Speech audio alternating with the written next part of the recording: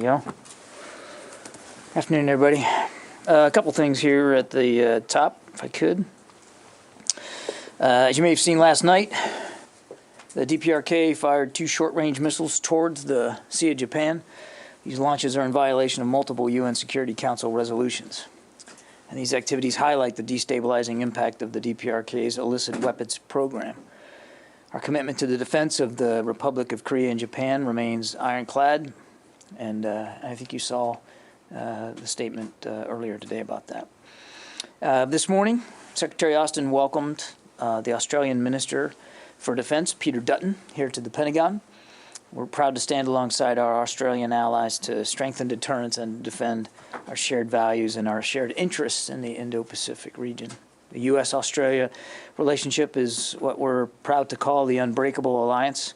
Our increasing convergence and alignment on the most important strategic issues attest to the enduring value of this partnership. We're cooperating closely on force posture, strategic capabilities, regional engagement, and, of course, military operations.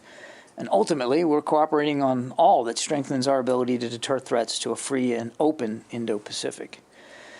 Tomorrow, Secretary Austin and Minister Dutton will join Secretary of State Blinken and the Australian Minister of Foreign Affairs, Maurice Payne, for 2+2 meetings over there at Foggy Bottom at the State Department. Also this week, the Navy completed a new milestone, the first aerial refueling of an F-35C Lightning II aircraft by an MQ-25 unmanned platform on Monday. The milestone is significant because unmanned tanking capabilities will free up the Navy's strike fighters that are currently carrying out the tanking mission, delivering greater range and then endurance for the carrier air wing to execute missions. Once operational, MQ-25s will refuel every receiver-capable carrier-based aircraft. And then finally, more on schedule for the Navy, the Secretary of the Navy and the Chief of Naval Operations are hosting more than 100 international delegates, including heads of navies and coast guards, in person and virtually at the U.S. Naval War College up in Newport, Rhode Island, for this year's International Sea Power Symposium. The symposium provides a forum for dialogue between international navies and coast guards to bolster maritime security. And with that, we'll take questions. Bob. Hey, John, thank you. I have a question for you on the August 29th drone strike in Kabul. Yeah. Was that vehicle tracked and targeted because of its activities and the belief that it was carrying explosives, or was it tracked and targeted because the driver was believed or known to be an ISIS operative? Yeah, Bob, as you know, Central Command is continuing to assess this strike, and I just don't want to get out ahead of their work on this. So you can't say what the reason for targeting it was in the first place? I can't speak to that at this time. I'm going to let CENTCOM complete their work and then and let them speak to what they find as a result of that. I think that's the best course right now. Jennifer.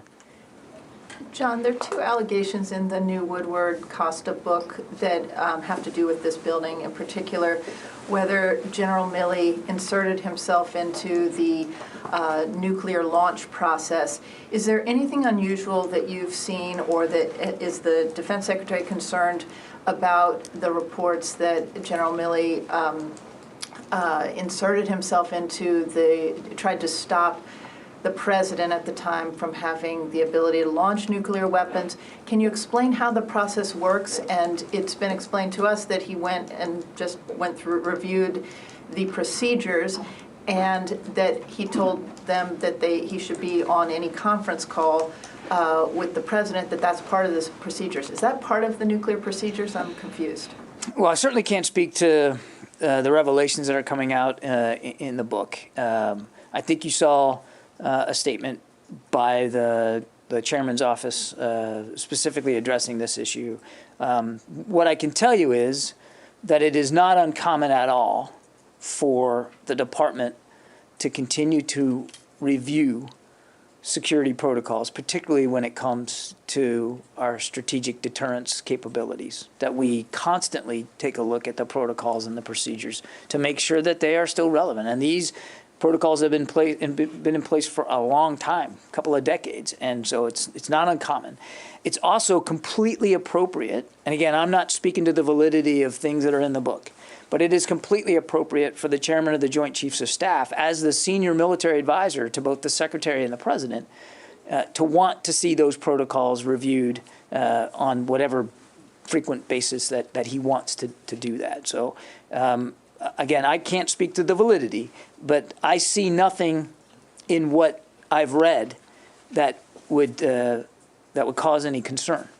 What is the chairman's role in terms of the nuclear launch, if there were a nuclear launch by the president? Well, the chairman is the key military advisor to the president, to the commander-in-chief, and in a sequence of events whereby a commander-in-chief would be making that decision, that most grave of decisions, the chairman would be intimately involved in that process, in providing advice and counsel to both the secretary and to the president. Obviously, the president in this case makes the final decision, and by statute, by law, he is the prime military advisor to the president, and this would be a military decision of profound proportions here and importance. So he would be absolutely involved in that process, soup to nuts.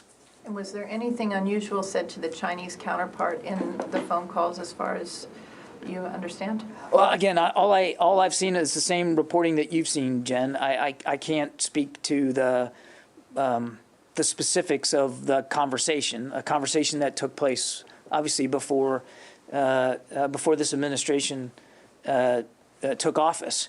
But I would add, if I may, again, that it is not only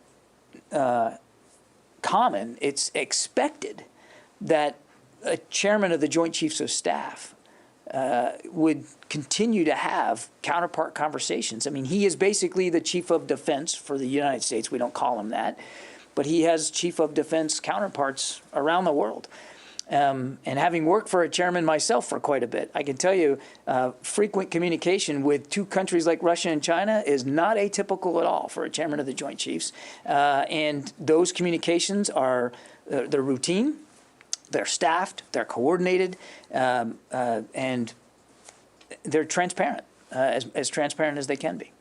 Would it also be routine in these counterpart conversations if the United States was planning to strike one of these locations for the chairman to inform his counterpart that the U.S. was about to strike, as is quoted in the World Yeah, Report? again, I'm not going to get into the confirming or speaking to details in question, reported. Though, would that be a common part of these conversations? Is if the United States was planning to conduct a strike on a location, right, would the chairman then call his counterpart to alert them to an incoming strike? Without speaking to that hypothetical, what I again would say is that these parts of the value, a part of the value of having these communications, particularly with countries like Russia and China, with which we are experiencing tension, is to try to reduce the risks of miscalculation and conflict, to try to take down tensions, to make clear what our national security interests are on you pick the issue. And the communication channel between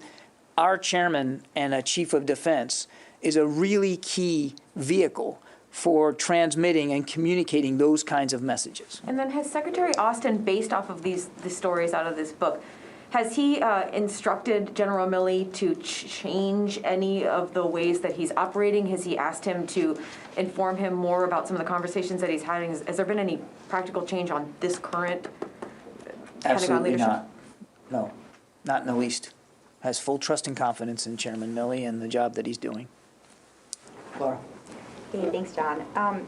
So just following up on the previous questions, as you said, by law, by statute, the chairman is not in the chain of command.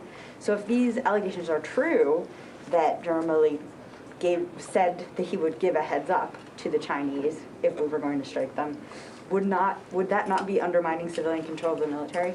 Again, I'm not going to speak to unconfirmed reports from a book that we haven't looked at and read yet, and certainly not to a conversation that took place before the administration took office. I'm not going to go there, Laura. I guess I can't really understand why you're not denying that that is happening, that that happened, since that's a pretty serious allegation. I'm not speaking to it at all, Laura. It's not that I'm not denying it. I'm going to refuse to speak to specific anecdotes that are in this book. I'm in no position to do that, and I don't think it would be helpful for me to try to speculate one way or the other about the veracity of these anecdotes. What I can tell you is that a chairman of any chairman across multiple administrations routinely have communications, direct channel communications with their counterparts in other countries, and it is particularly important to have those communications with a nation state with which there are real and significant tensions, to try to reduce those, clear things up, make sure you reduce the risk of miscalculation. And I think you saw in the statement that the chairman's office that they put out earlier today that's exactly what was behind the context here for this particular call, which took place at a difficult time in our nation's history in this particular transition. And sorry, just to follow up on that point, Secretary Miller, acting Secretary Miller, told Fox News that he did not authorize the call. And another one of his deputy chief of staff also said that, in fact, it was the policy at the time that there was no senior government engagement with China. Is that true? But could that possibly be true? I couldn't answer that. I mean, those were before. That was time before we were in office. I can't speak to what the policies were for international communications were. But again, you saw it in the chairman's statement why he was having these conversations, and you also saw in his statement that those communications were staffed and coordinated. I would point you back to what the chairman said. Yeah. Thank you, John. So you said it's routine for the chairman to speak to counterparts in China and Russia. And in this context, the statement talked about strategic stability. So it includes issues related to nuclear capabilities. And you said you worked for a chairman. Can you help us understand, usually when these type of conversations at this level happen, does the chairman brief the president or get the green light from the president before such a conversation? Does he brief the president on the conversation, and does he get the green light from the Secretary of Defense or brief him after the conversation? Yeah, it depends. I know that's not a great answer, but it's a true answer. I mean, we expect a chairman of the Joint Chiefs of Staff to coordinate and communicate with his counterparts. And some of those conversations are about very specific issues that have very, very high level interest, and there might even be a request made by the chairman to make a call. Sometimes the secretary could ask him to do that, or even representatives on the National Security Council could say, "Hey, wouldn't it? We think it would be helpful if you reached out to your counterpart and relayed the following message." Sometimes the chairman will, he'll be the one that come up with the idea, like, "Hey, I think I need to get on the phone with General or Admiral so-and-so and have a talk about this." But typically, regardless of the impetus for that kind of a call, it is read out. It is staffed.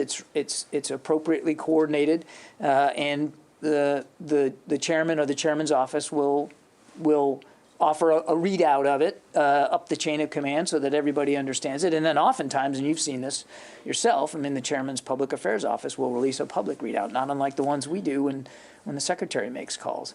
I mean, these are important communications. I mean, they don't just pick up the phone to talk about sports. They talk to iron out issues, and so it's important that the interagency have a sense of how that went, and that's very typical.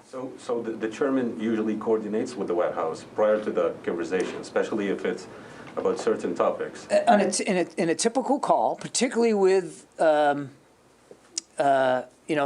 nation like China, that would be a fully coordinated conversation, and there would be the sharing of information after the fact. So the White House, basically, and President Trump back then, former President Trump, would actually know about the conversation before taking place and would know what happened in the conversation. So for him to say if the allegations made in the book by Woodward and Costa were true, then the chairman should be put on trial for treason. Oh, my goodness. These are not my words. These are Look, I can't speak to processes before this administration took office. I just can't. As much as I know you'd like me to, I just can't do that. What I'm telling you is typically that when the chairman or the secretary, they interact with their counterparts, it's a function of the job. They have to do that. That these conversations are properly coordinated. That's the way it goes. Now, is every single interaction written down and sent in a memo? Probably not. But ones that are that are of consequence, and they almost all are. They are fully coordinated. I can't speak to processes, previous to January 20th of this year. I can just tell you that how we're approaching the issue in this administration. Thank you. Let me get to the phones. I haven't done that yet. Jeff Shogel. Thank you. I know the Biden administration aspires to be as transparent as possible. In that spirit, would it be possible to get a transcript of General Milley's October 30th conversation with his Chinese counterpart, especially noting that the previous administration released a transcript of President Trump's conversation with President Zelensky. So I'm hoping that this administration can be just as transparent. Jeff, I'm certainly not going to sign us up to releasing transcripts of conversations that occurred before we took office, and I can't do that. I'd refer you to the chairman's office if you want more context on that, but we're not in a position to do that. Abraham. Yeah, thanks, John. I wondered if I could talk about the bilateral relationship with Australia. That's all right, a couple questions. Could you talk about, given Chinese aggression in the region, why Australia is so strategically important a partnership? And also, can you address a little bit the evolution of the partnership, the training and fighting together with Australia? It's been a long history that we've had with Australia. I think you know that. There's a whole corridor here in the Pentagon dedicated to our relationship with Australia and with New Zealand as well. They're a key ally and partner in the Indo-Pacific region. They have, in the past, they've hosted rotational deployments of U.S. troops, Marines specifically, and of course we operate routinely with their military in the region and elsewhere all around the world. It's an exceptionally close relationship, and the Secretary is committed to, as he made clear today, with Minister Dutton, to improving and strengthening that relationship going forward. But is China now prompting a strengthening and evolving of that relationship because of their aggression? I think without question, Abraham, that the kinds of aggressive activities that we're seeing out of China and the Indo-Pacific region is causing all of us, the international community, not just the United States, to make sure that we're focused appropriately on that behavior and on making sure, as I mentioned in my opening statement, that we are all not only committed but helping to further what we call a free and open Indo-Pacific. Thanks, John. Jim. Just to jump on that a little bit. This morning, Defense Minister Dutton said that the situation in the Indo-Pacific was deteriorating. Does the U.S. DoD agree with that? We certainly share the concerns that the minister has about, again, about the aggressive behavior, the coercive and intimidating activities that the Chinese are making throughout the region, not just militarily, but diplomatically and economically as well. And it's got everybody concerned. And that's why the Secretary has said that he considers the #1 pacing challenge for this department to be the PRC. And we're going to stay laser focused on that. And our relationship with Australia, to Abraham's question, is a key part of our ability to continue to maintain that focus and to make sure that we and our allies and partners are properly postured to be able to push back appropriately and to help ensure a free and open Indo-Pacific. Let me get back on the phones here. Idris, Reuters. John, moving away from Australia and just following up on Courtney's question, does the Secretary believe the Chairman has the authority to warn adversaries before a military attack without specifically being told by civilian leaders? Again, I'm not going to engage in specific hypotheticals here, Idris. I just don't see this as a useful exercise, and it's a bit of a roundabout way of trying to get me to speak to again an unconfirmed report in a book, and I'm just not able to do that. What the Secretary expects, and what he has seen from Chairman Milley in the 8 months that he's been in office, is that the chairman will maintain healthy relationships to the degree that he can with his counterparts around the world, and that those relationships will be in keeping with our policies, the policies of this administration. And he expects that the chairman knows how to manage those relationships and to have those communications, and that he'll be transparent about it with the secretary, and he has been. Can I ask a follow-up? Sure. On a different topic, I know the investigation is still going on both drone strikes in Afghanistan in the waning days of the evacuation, but can you say now whether you know the names of any of those people killed in any of those strikes, the 2 strikes that took place in the last few days? Yes, we do. Yeah. Thanks very much, sir. John, 2 questions, please. One on India, one on Afghanistan. You may be aware of that Indian Prime Minister Modi is coming to the U.S. next week. If anything going on in the building as far as the U.S.-India military-to-military relations are concerned, because this will be his first visit under this administration. I don't have anything on the schedule to announce today, but I'm sure if we do, we will. And second, on Afghanistan. Again, the question is, first of all, of course, Afghanis are still thanking the U.S. and the military for protecting them. Second, you think... Wait, the Taliban are thanking the United States for protecting them? Is that what you said? Military and the U.S. military for protecting for the last 20 years. They are very thankful to. Yes, sir. And second, you think Afghan government or officials had misled the U.S. or military as far as Kabul falling down so quickly, or corruption played the role, or they misled the military? Do we think the Afghan government misled us? What I would say is that certainly nobody predicted the fall of the government in as quick a fashion as it happened. And the same could be said, I would say, for the manner in which Afghan forces did not fight longer and harder to defend their nation. Nobody predicted that rapid fall, and that rapid fall precipitated a series of events, obviously, that we've all been witness to over the last month or so. There'll be a time to dissect the specifics of this, and I know we will. But again, it all transpired in a lot more quick fashion than we had predicted. Thanks, sir. Yeah, David.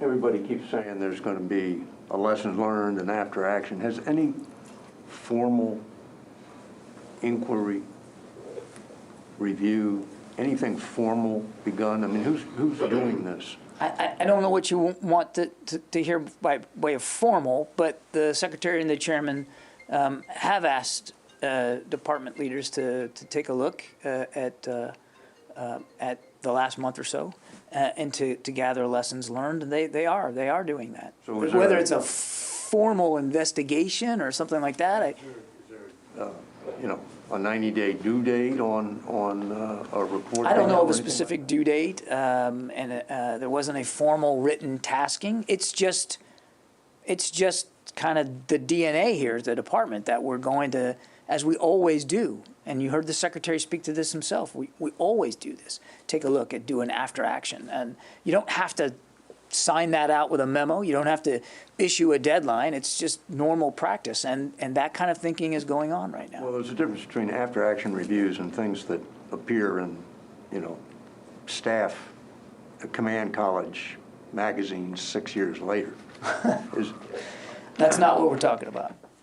I mean, there are the department is taking a look right now at how things went over the last month during the evacuation, and I'm sure we'll learn some things. I also think, but Expect to see that? I don't know, David. I can't commit to some sort of public report about this. But what I can tell you is that we'll certainly be as transparent as we can about what we learn. And I understand the nature of the question, which is the way we look at it too. It's like, you know, what could have gone better? What things need to be or could have been improved? And certainly, no institution is more used to looking at itself in that vein than the Department of Defense. But I also think it's important in it that it doesn't get lost that 124,000 people were taken out safely. No airplanes broke, and we were able to move an amazing amount of people out of harm's way in a very short period of time, something like 17 days. And yes, it was the largest airlift in U.S. military history, and that shouldn't get lost either. So when we talk about after action, I hope that we're all talking about an after action that is comprehensive and looks at the incredible efforts that were done in the air and on the ground at the airport. A lot of bravery, a lot of courage, a lot of structure and organization on that field that went to accomplishing that feat. Karun Demarjan, Washington Post. Hi, yes, thank you for taking the question. So yesterday, General Miller was on the Hill and apparently told the Senate Armed Services Committee that he disagreed with the full drawdown in Afghanistan and communicated that to his direct superiors. But there's some question about whether that message was then communicated to the president and when all of that conversation took place. Can you shed any more light on him having told his direct superiors, excuse me, I skipped over the main part, that he was opposed to the full drawdown of military forces in Afghanistan? I won't speak to General Miller's views, certainly not views that he may or may not have expressed in a closed session with members of Congress. That's really for General Miller to speak to. What I can tell you is that military views, military advice, that includes from the Secretary of Defense as well as the chairman and other military leaders, those views were heard in what was although on an accelerated time frame, because again, when we took office, we had a May 1 deadline looming in front of us.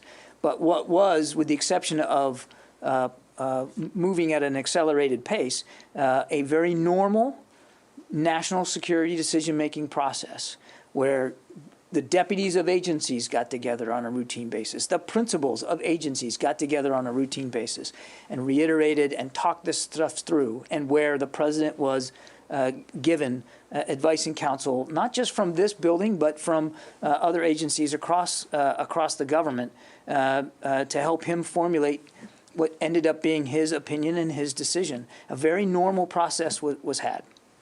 Yeah.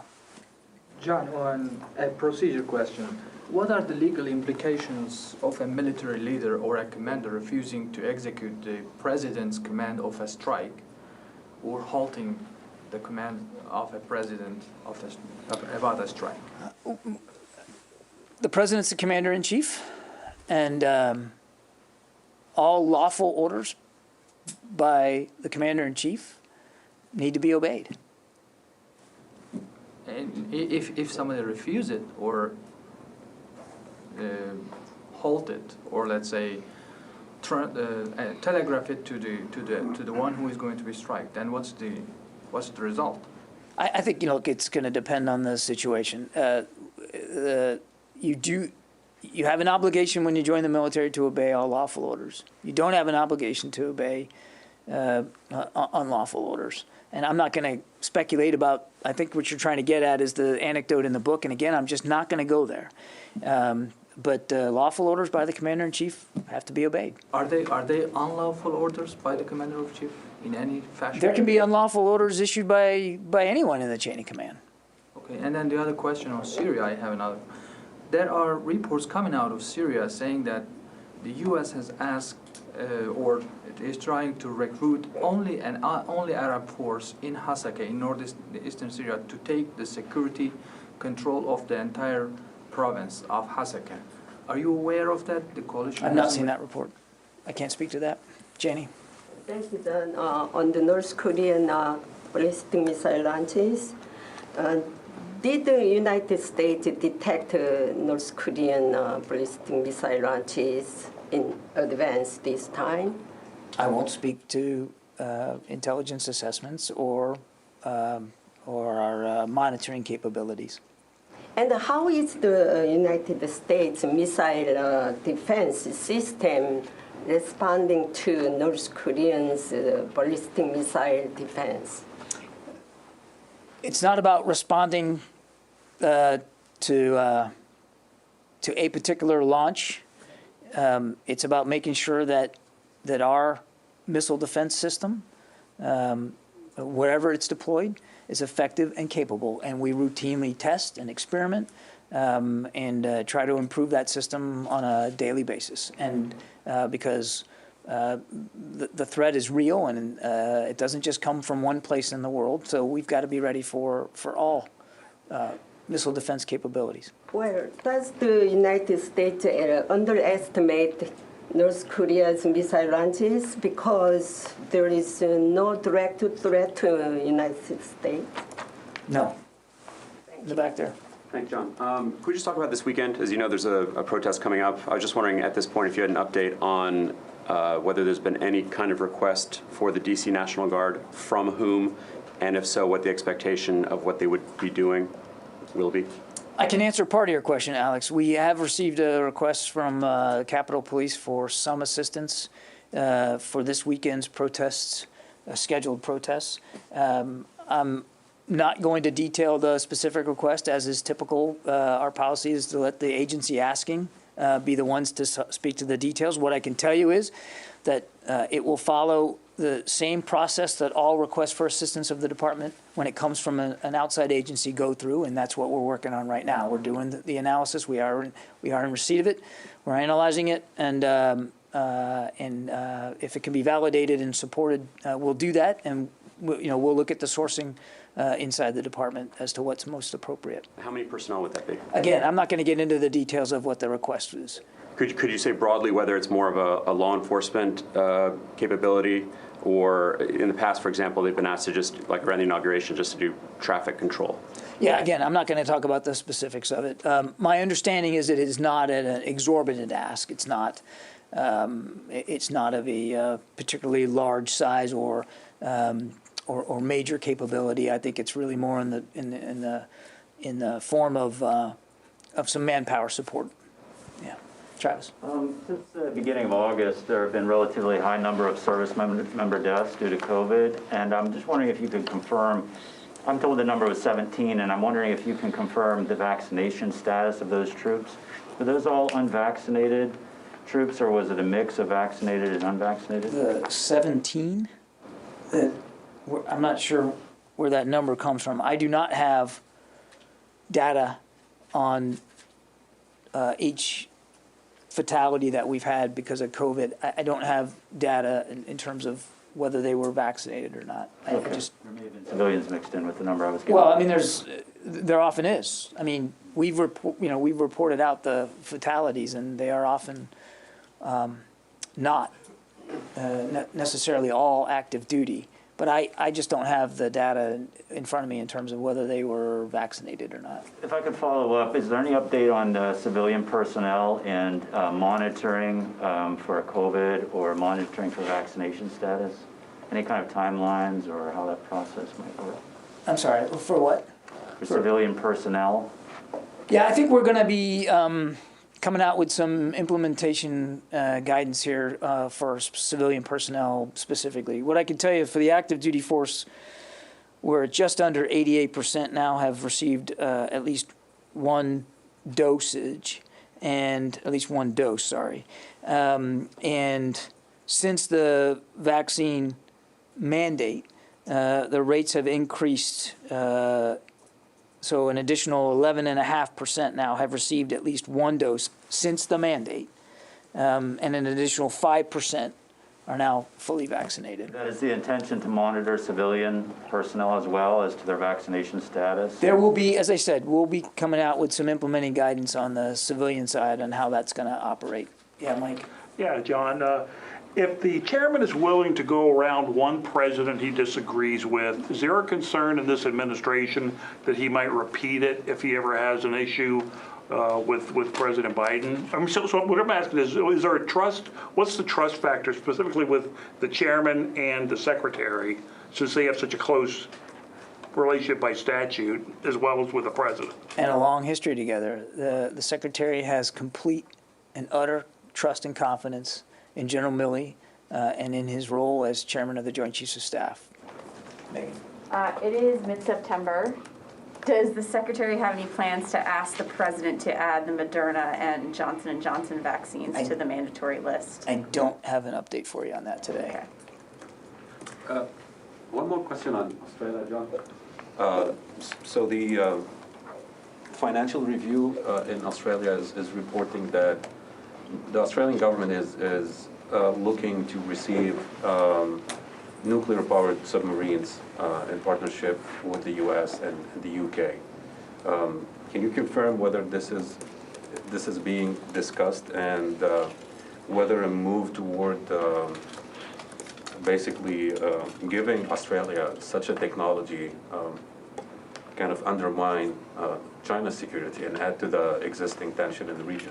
I've seen the press reports. I can't confirm the specifics of those. I think you'll see those. There's an announcement coming later today, and I think we should just wait for that. Ariel? I need to follow up on North Korea. Do you have any update on the report about North Korea's cruise launch missiles over the weekend? Can you confirm the report now? This is back to the cruise missile launches. I don't have additional information on that. The reports of a cruise missile launch, is that what you're talking about? Yeah. I don't have any updates for you on that. So you can't confirm anything? That is right. Okay. I cannot confirm the reports. I'm wondering why it takes longer to assess the missile launch over the weekend than the missile launch late last night. Yeah, look, again, without getting into how intelligence is analyzed and collected, there's a big difference between missiles that follow a ballistic trajectory and cruise missiles, just in terms of the way they operate. Therese? Yes. Is there any update on the cases of measles among Afghans here in the U.S., as well as those that are waiting to travel to the U.S.? Is there any update on that? No, nothing really to update. Again, flights have been paused for those 7 additional days, and that started Monday. So we're still in a pause of flights. The individuals who were diagnosed with it continue to be housed separately in accordance with CDC guidelines. And as I said, all arriving Afghans are currently required to be vaccinated for measles as a condition of their humanitarian parole. And critical immunizations like MMR are being administered for Afghans at safe havens on military bases in the United States, and we're soon going to be vaccinating them for measles overseas. But I don't have any updates to give you. Let me go back to the phones here. Tara Kopp. Hi, John. Thank you for doing this. I have a couple of follow-ups. On David's question on the after-action reviews, will there be a similar AAR performed on the hours and minutes before the August 26th attack that killed 13 service members? There typically is an official formal investigation when a service member dies. And then secondly, separate on the drone strike, I followed up after our Monday press briefing with CENTCOM to try and get additional details on what type of investigation would be launched into that drone strike. And CENTCOM provided no additional details, not who's leading it, not what type of investigation, not any sort of deadline. So can you confirm for us there is actually a formal investigation in place and what it will result in? Thanks. Yeah, So on your first question, you're right.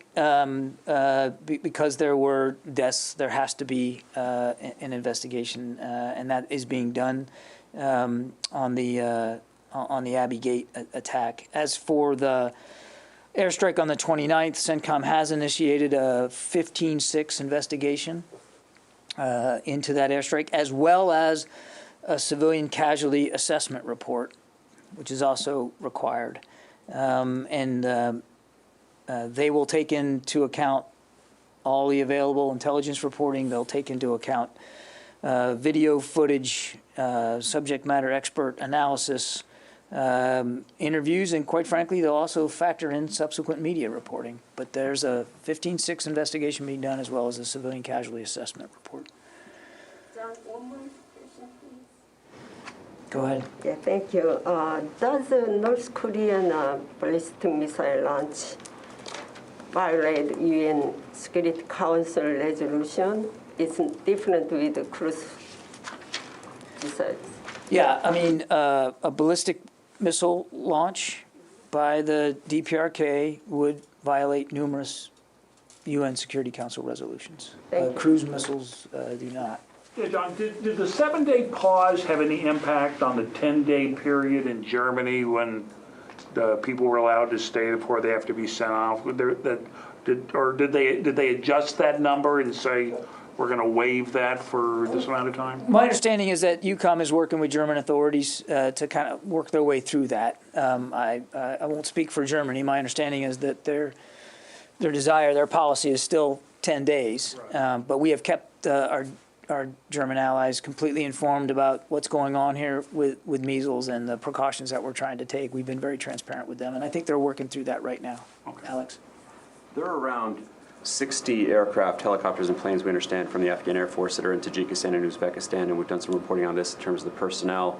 Do you have any updates on the Afghan Air Force personnel who are in Tajikistan, and what will happen, do you think, to these aircraft? I don't have any updates for the pilots, air crew, and I think some families that might be in Tajikistan. That's a better question put to my State Department colleague. As to the aircraft, as I said the other day, we have numerous options available to explore with respect to the disposition of those aircraft, and we haven't made any final decisions. That we're working our way through what those options are right now. Jennifer from the New York Times. Hi, with respect to the Afghans that are in OCONUS locations, do you have even a round sense of how many are there and why it's taking so long for them to move to the United States? Some people have been there for weeks and don't seem to have any sense of when they might go. So we've got, I had it broken down by country, but I don't think I have a total. There's 6,300 or so in Ramstein, another 2,500 at Kaiserslautern in Germany. And then there's the next location with the biggest population is in Abu Dhabi with about 2,500 there. And then between Rota and Naval Air Station Sigonella, there's a much smaller number. So that's about what we've got OCONUS. And each location, we're observing different desires by different governments, and we have to respect those sovereign governments and what they desire in terms of this population and moving them. Right now, because of measles, all the flights are paused. So right now, nobody's going anywhere until we work through this with the CDC. But our goal, absent the measles problem, our goal has been to try to move them as quickly as possible to their onward stations. For most of them, it's here to the United States. But right now, we're in a pause, and hopefully, working closely with the CDC, we'll be able to get things moving as quickly as possible. We know that these men and women and their families want to get on with their new lives. We want to help them get on with their new lives, but we also want to do it in as safe a way as possible, and so that's why we're working closely with the CDC on this. Okay, thanks everybody. I appreciate it. We'll see you in a day or two.